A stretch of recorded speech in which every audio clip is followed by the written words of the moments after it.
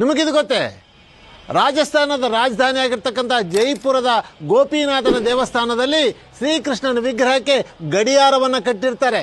ಸುಮಾರು 6 ದಶಕಗಳ ಹಿಂದೆ ಬ್ರಿಟಿಷ್ ಪ್ರಜೆಯೊಬ್ಬ ಆ ದೇವಸ್ಥಾನಕ್ಕೆ ಬಂದು, ಏನು ಸ್ವಾಮಿ, ತಮ್ಮ ದೇವರಿಗೆ ಪ್ರಾಣ ಇದೆಯಾ ಎಂದು ಪ್ರಶ್ನೆ ಮಾಡ್ತಾನಂತೆ.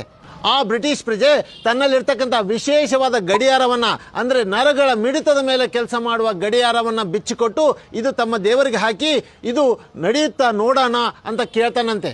ತಾನು ಪೂಜಿಸುವ ದೇವರ ಮೇಲೆ ನಂಬಿಕೆ ಇರುವ ಅರ್ಚಕ ಆ ಪ್ರಜೆ ಕೊಟ್ಟಂಥ ವಿಶೇಷವಾದ ಗಡಿಯಾರವನ್ನು ಆ ದೇವರ ಕೈ ಕಟ್ತಾನಂತೆ.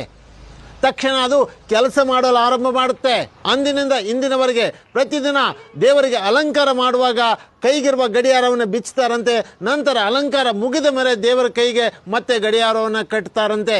ಬಿಚ್ಚಿದಾಗ ಆ ಗಡಿಯಾರ ನಿಂತಿರುತ್ತೆ, ಮತ್ತೆ ಕಟ್ಟಿದ ತಕ್ಷಣ ಕೆಲಸ ಮಾಡಲು ಆರಂಭ ಮಾಡುತ್ತಂತೆ. ಸನಾತನ ಧರ್ಮದ ಕೆಲವೊಂದು ವಿಚಾರಗಳು ಇಂದಿಗೂ ವಿಜ್ಞಾನಕ್ಕೂ ಮಿಗಿಲಾಗಿವೆ. ಈ ವಿಷಯ ತಮಗೆ ಉಪಯುಕ್ತ ಅನಿಸಿದರೆ ನನ್ನ ಖಾತೆಯನ್ನು ಅನುಸರಿಸಿ.